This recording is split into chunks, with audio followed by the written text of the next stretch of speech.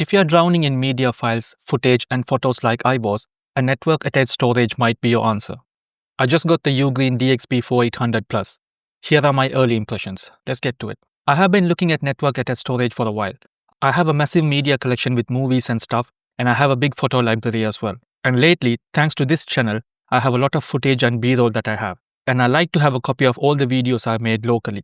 Plus, I want to keep Final Cut Pro library files for a while before I delete them. My MacBook Pro only has a 512GB SSD, and instead of spending money on external SSDs like these, a NAS was the way to go. Not only does it help me today, but this is the most future-proof solution yet.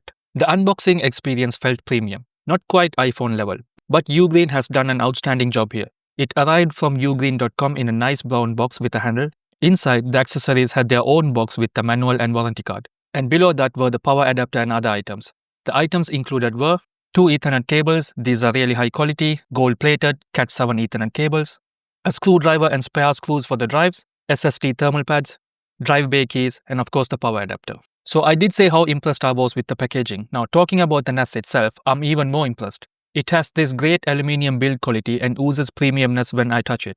It has a big fan on the back with a magnetic cover that would make cleaning the cover really easy. Also, a big fan means less noise when the thing is running. The hard drive I got makes more noise than the fan. I'll talk about the hard drive a bit later in this video.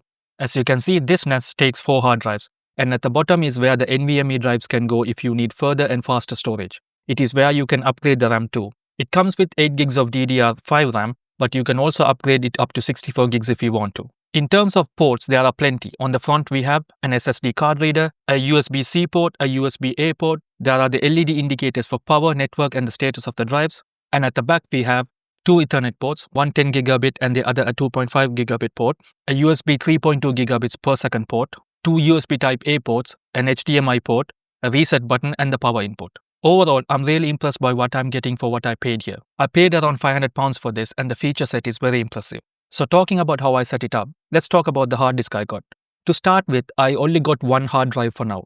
It's a Toshiba 18TB 3.5-inch drive. UGreen has a great list of compatible drives on their website, but the hard drive I got wasn't in that list, but it just works fine. I went with this one as it gave me the cheapest price per terabyte. I spent around £330 for this from CPC, which brings it to about £18.30 per terabyte, which was relatively cheap when compared to other drives that were at least 16TB in size. Installing the hard drive was very easy. Just pull a bay out, there's a tab at the back that you press that expands the bay, slide the drive in matching up with the pins, close the expanded bay, and then put it in the slot. That's it, all done. You can also fit in 2.5-inch hard drives too, and the user guide that comes with the NAS explains everything if you ever get stuck. Then all you have to do is plug it in and connect to your Wi-Fi router. The rest is all done on the UGreen app. Go to their site and download the app. I use a Mac here, but as you can see, it has other platforms here too. Once downloaded, open up the app and follow the prompts. It's as easy as that. The first thing you will need to is set up the hard drive. You have 2 options here, JBOD and Basic. JBOD means just a bunch of disks. So right now I have a 18TB drive, and in the future if I put in another 18TB, it will make it 36TB, which is great if that is what you want, but I want data redundancy too, so I'm gonna go with Basic. Then I have to pick the file system. I went with BTRFS, as it is more future-proof for when I get more drives. I did my research, and thanks to ChatGPT and the UGreen NAS subreddit, I knew what I wanted. By the way, I'll put a link to the subreddit below. The people there are really helpful. Once the hard drive is formatted, that's it, your NAS is ready to use. I did mention earlier that the hard drive makes more noise than the fan on the NAS, which is true. But it is what's expected of a 7200 RPM drive. My NAS stays in my living room and it is no way too loud. It makes a little bit of noise when I access something from it. Else the NAS is silent, no complaints here.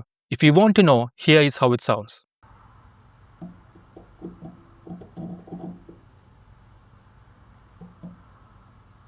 I'm not going to go into further settings and changes I've done on my NAS. I will save that for a future video. Please consider subscribing so you don't miss that video. Okay, now that the basic setup is done, I intend to live with this for a few months, but I do have plans for the future. I knew I wanted at least 16TB and ended up with one drive. Now, why did I only get one drive? To give you a one-word answer, it's money. Hard drives cost a lot and I don't have enough cash at the moment to spend on multiple hard drives. But we'll get there eventually. What I have done today is just set up one hard drive. And then in the future, I will get another 18TB hard drive and set it up as a RAID 1. That will give me a backup of my data and help me gain redundancy. And later down the line, I'm going to get another couple of hard drives as well and change it into a RAID 5. I also plan to get a couple of NVMe drives so I can edit videos out of it. And yes, maybe upgrade the RAM too when the prices come down, because right now it's the worst time to buy RAM. But overall, I'm really impressed with this NAS for just around £500. It's exactly what I needed for my workflow. I'll keep you updated as I add more stuff to it, so subscribe if you want to follow along. Thanks again for watching. If you have any questions, let me know. I'll see you in the next video.